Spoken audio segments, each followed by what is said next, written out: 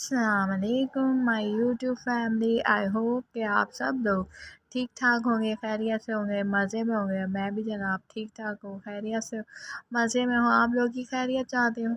आज है 3 अक्टूबर सन 2023 और दिन है मंगल। और इंशाल्लाह ये मंगल जो है हमारे लिए सबके लिए बहुत खुशियाँ लेकर आएगा, आपके लिए, मेरे लिए, हम सब के लिए। तो जितने भी मेरे सब्सक्राइबर हैं सबका थैंक्स कर दूं पहले सबसे तो। और मैं अपनी छत पर बैठी हुई हूँ और ये देखिए रात का वक्त हो रहा है, तो मुझे नींद नहीं आ रही थी। मैंने कहा कि क्यों ना व्लॉग रिकॉर्ड कर दिया जाए। मैं अभी आपको दिखाती हूँ बाहर का मंज़र। अब 12 रबीउल अव्वल तो ख़त्म हो चुका है, तो जी जनाब लाइटिंग तो सब ख़त्म हो चुकी है और अब जो है डार्कनेस का राज है, हर जगह अंधेरा अंधेरा हो रहा है। तो मैंने ऐसे में एक कहानी लिखी है आज आप लोगों के लिए, तो मैंने कहा आप लोगों से साथ सामने खिदमत कर दी जाए। तो इस कहानी का उन्वान है अनहोनी। तो अनहोनी नहीं है, सॉरी, इसका ये तो मैंने पुरानी कहानी का नाम बता दिया। इस कहानी का नाम है गहराई।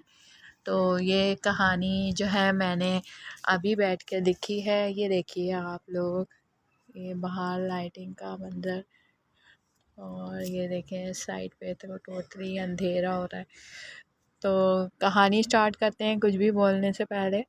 तो कहानी ये है कनाडा की कहानी है। ये एक लड़की की जिस कैलगरी में वो रहती थी और ये सर्दियों के दिन है। उसको सर्दियाँ इतनी पसंद नहीं थी, लेकिन उसको पसंद थी, लेकिन इतनी ज़्यादा स्नो पसंद नहीं थी। और कैलगरी में कुछ ज़्यादा ही स्नो हुआ करती थी। तो ये भी उन दिनों की बात है जब क्रिसमस की आमद आमद थी और क्रिसमस की छुट्टियों का सीज़न था। और उसका तो बस एक ही रूटीन था, घर से जॉब, जॉब से घर, कहीं आना जाना उसका होता नहीं था और वो अपने घर में ही ज़्यादातर टाइम स्पेंड करती थी। तो ये उसकी कज़न के आने के दिनों की बात है कि उनकी कज़न ने उसके घर रहने का प्रोग्राम बनाया था और स्पेंड करना था उसको। 15 दिन के लिए वो लोग आ रहे थे और 15 दिन वो उनको जो है उसके घर रहना था। तो वो बहुत खुश थी, उसने काफ़ी सारे खाने वगैरह बना लिए थे और वो उनकी आमद का इंतज़ार कर रही थी। और वो दिन भी आ गया था जब वो लोग आ गए थे और वो एयरपोर्ट लेने उनको गई और वापसी पर उसको बहुत मज़ा आया, हल्ला गुल्ला करते हुए सब आए। और उसकी बड़ी सी गाड़ी थी, उसमें वो 4 लोग आराम से बैठ गए थे। और फिर वो वापसी में वो आइसक्रीम खाते हुए आए और मैकडॉनल्ड से बर्गर वगैरह लेते हुए वो आए। और आके फिर वो घर आए, घर आके उन्होंने थोड़ी देर रेस्ट किया, फिर वो उठे। फिर वो बातों का जो सिलसिला चल निकला, उसको बहुत मज़ा आ रहा था क्योंकि वो अकेली रहती थी, तो उससे कोई बात करने वाला तो होता नहीं था। उनकी आमद से उसको बहुत मज़ा आ रहा था। और वो कुछ लोग इतने अच्छे होते हैं कि आपको उनकी गैदरिंग में बहुत मज़ा आता है, तो ऐसे ही उन लोगों की गैदरिंग में उसको बहुत मज़ा आ रहा था और वो उसको बिल्कुल बोर होने का मौका नहीं दे रहे थे। खैर वो रात हुई, खाना सर्व किया गया, उसने ढेर सारे लवाजमात जो है खाने में तैयार किए थे। खाना था कि क्या था, उन लोगों ने बहुत मुद्दत के बाद इतना अच्छा खाना खाया था। वो खाना बहुत अच्छा बनाती थी और इसके सब गवाह थे। और वो खाना जो था बहुत अच्छा, सब ने तारीफ़ करी और बहुत अच्छे से खाया गया। आखिर में बर्तनों का डिश वॉशिंग का सिलसिला चल निकला। बहुत देर तक बातें हुई और सुबह उनको स्कीइंग के लिए जाना था, तो वो लोग फिर सो गए और सुबह ही जल्दी उठना पड़ा सबको। सुबह जल्दी उठकर सबसे पहले नाश्ता सर्व किया गया। नाश्ता सर्व करके बाहर देखा गया तो स्नो स्टार्ट हो चुकी थी। ये लो भाई, स्नो स्टार्ट हो गई, अब क्या किया जाए, चलो रुकने का इंतज़ार करते हैं, उसने कहा। फिर वो स्नो जो है 2 बजे इख्तिताम पजीर हो गई। फिर वो लोग निकले स्कीइंग के लिए, काफ़ी देर तक स्कीइंग की गई और इसमें बहुत ज़्यादा उन्होंने गाड़ी भी चलाई, स्नो मोबाइल चलाई, वो उसमें बहुत मज़ा आया। काफ़ी देर वो लोग हल्ला गुल्ला करते रहे। हल्ला गुल्ला करते करते शाम हो गई। फिर शाम ढले वो वापस आया था हार के। घर में खाना तैयार था, गरम किया गया ओवन में गरम करके निकाला गया, फिर खाया गया। लो भाई, तुमने तो मज़े मज़े के खानों के ढेर लगाए हुए। इतनी मेहनत कैसे कर ली तुमने जॉब के साथ? भाई मुझे पता था कि तुम लोग आ रहे हो, इस वजह से मैंने सारे खाने पहले ही बना बना के रख लिए थे। और उसके बहनोई ने उसकी कज़न के हस्बैंड ने उसका काफ़ी शुक्रिया अदा किया कि तुमने बहुत मज़े मज़े के खाने बनाए हैं और हमें बहुत फ़न कराया आज भी, तो बहुत ही मज़ा आया। खैर वो लोग फिर वहाँ से सोने के लिए चल दिए। फिर वो काफ़ी लेट नाइट सोई और फिर सुबह ही उसको उठना था। दूसरे दिन उनको लेक ओंटारियो पे जाना था, तो वो लोग सुबह ही उठ गए और लेक ओंटारियो के लिए निकले। लेक ओंटारियो पे पहुँचे तो उन्होंने देखा तो चारों तरफ बर्फ़ ही बर्फ़ थी, दूर दूर तक बर्फ़ का था और उसका किनारा आखिरी आसमान से मिल रहा था लेक का। उन्होंने बात करी उस आलिया से कि आलिया, ये तो झील इतनी बड़ी लग रही है जैसे कि समंदर। उसने कहा हाँ, ये झील बहुत बड़ी है और ये कनाडा की सबसे बड़ी झील है और ये काफ़ी गहरी भी है। वो लोग पानी में जाने लगे, जिस पे उसने उनको मना किया कि नहीं, ये किनारे से ही बहुत गहरी है, इसमें मत जाना।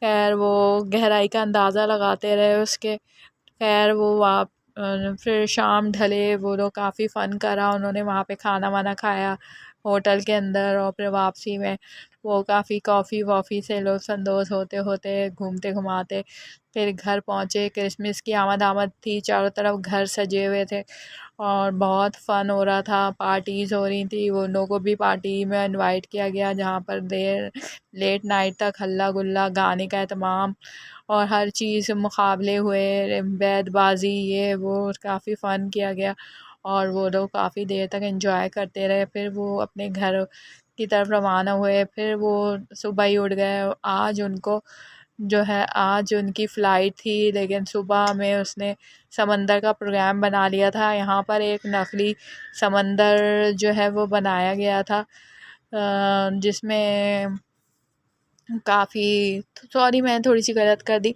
यहाँ से अभी ये नहीं है, अभी वो उनको लेक ओंटारियो से वापसी पर वो रास्ता भटक गए क्योंकि मगरिब का वक्त हो चुका था और काफ़ी जल्दी मगरिब हो जाती है कनाडा के अंदर, 4:30 बजे मगरिब हो जाती है। तो वो लोग रास्ता भटक गए थे और उनको रास्ता समझ नहीं आ रहा था। वो आगे से आगे जा रही थी, किसी का नेटवर्क काम नहीं कर रहा था और वो आगे से आगे अंधेरे में और सन्नाटे में जाए जा रहे थे। अचानक से उसका नेटवर्क काम करना शुरू कर देता है, तो फिर उसने देखा तो वो रॉन्ग साइड पे काफ़ी निकल आए थे। फिर उसने अपना जीपीएस सेट किया और फिर वो वापसी के लिए मुड़े। वहाँ पर देखा तो वो काफ़ी खूंखार भेड़िए वगैरह वहाँ खड़े हुए थे जो उनके ऊपर गाड़ी पे हमला करके वो लोग काफ़ी सहम चुके थे। उन्होंने तेज़ गाड़ी भगाई, उसके पीछे पीछे वो भेड़िए लग चुके थे और वो उनके घर तक पहुँचे। वो घर से काफ़ी दूर थे, तो जल्दी जल्दी गाड़ी खड़ी करके जल्दी से दरवाज़े खोल के सब अंदर गए। दरवाज़े बंद करे, पुकार भेड़िए बाहर आवाज़ें निकाल रहे थे और वो लोग काफ़ी सहम चुके थे। फिर रेस्क्यू को फ़ोन किया गया, रेस्क्यू आई और फिर वो भेड़ियों को वहाँ से पकड़ के लेके गए। तो ये आज का दिन उनका काफ़ी दहशत ज़दा था, क्योंकि वो एक तो रास्ता भटक गए थे, रास्ता भटकने के बाद दूसरे वो भेड़िए उनके पीछे लग जाना। उन लोगों ने काफ़ी सुकून का सांस लिया। रात गए तक बातें होती रही, लेट नाइट तक फ़न होता रहा। फिर सोने के लिए लेट गए। दूसरे दिन उनकी फ़्लाइट थी। 15 दिन उनको पता भी नहीं चले कितनी जल्दी गुजर गए थे। दूसरे दिन उनको समंदर पे जाना था। यहाँ पे एक नकली समंदर बनाया गया है जिसकी लहरें काफ़ी ऊंची ऊंची आती हैं। तो वहाँ जाने का प्रोग्राम, उसको समंदर से कोई ख़ास लगाव नहीं था, लेकिन उसने प्रोग्राम बना लिया था उन लोगों की वजह से, उसकी कज़न वगैरह की वजह से। तो वो वहाँ पहुँचे, वहाँ पहुँच के उसको भी बुलाया गया समंदर के अंदर। उसको बहुत अच्छी स्विमिंग आती थी, लेकिन उसको लहरों से बहुत डर लगता था। ये लहरें काफ़ी तवील होती थी, 2-3 मंजिला लहरें होती थी जो काफ़ी ऊंची ऊंची आती थी। तो वो भी पानी में चली गई। एक लहर आई, उसको अंदर ले गई पानी के बिल्कुल गहराई में और उस वक्त उसको ऐसा लगा जैसे कि वो बस उसने मौत देख ली। जल्दी जल्दी उसने हाथ पैर मारे और ऊपर आई और उसने ऊपर आके सांस लिया और फ़ौरन वो पानी से बाहर निकली। जाना अब यहाँ मेरी थोड़ी सी स्टोरेज फुल का वो मैसेज आ गया था, जिसकी वजह से मेरी थोड़ी जो है वो स्टोरी वहीं रुक गई थी। तो अब यहाँ से हम कंटिन्यू करते हैं।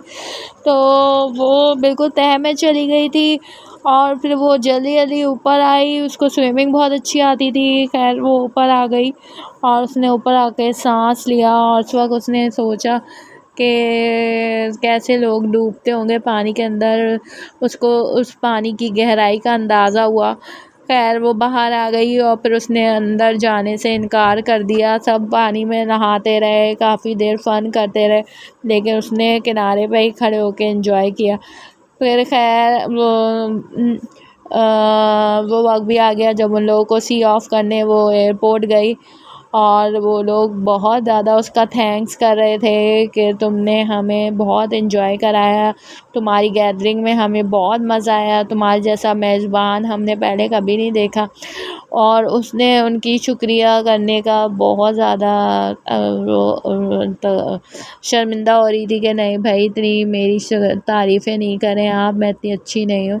खैर एनीवेज़ फिर वो लोग चले गए और वो वापस अपनी तन्हाइयों में आ गई। अब छुट्टियां भी ख़त्म होने वाली थी, फिर वही रूटीन स्टार्ट हो रहे थे। आज भी जब वो पानी की गहराई का सोचती है तो उसके रोंगटे खड़े हो जाते हैं। तो ये सारे वाक़यात जो भी हैं उसकी ज़िंदगी के यादगार वाक़यात थे। तो इसी के साथ कहानी अपने इख्तिताम पज़ीर होती है। कहानी अच्छी लगे थम्स अप दें, लाइक करें, व्यूज़ दें।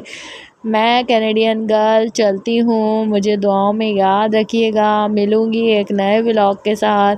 जब तक अपना बहुत ज़्यादा ख्याल रखिएगा। फ़ी अमान अल्लाह, गुड नाइट।